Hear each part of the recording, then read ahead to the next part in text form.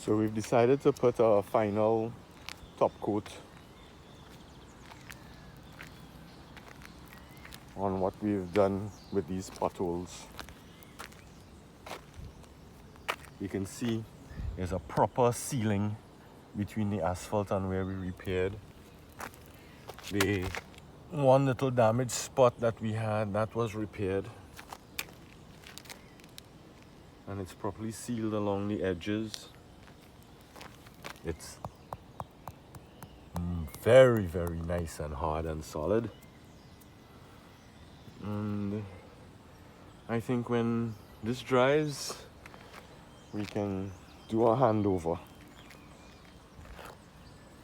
Yes, it's trying. Looks beautiful. From Natural Paving Solutions, we've repaired this pothole. Well, 3 potholes to be exact.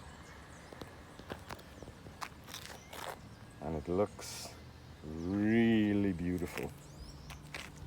Really, really beautiful.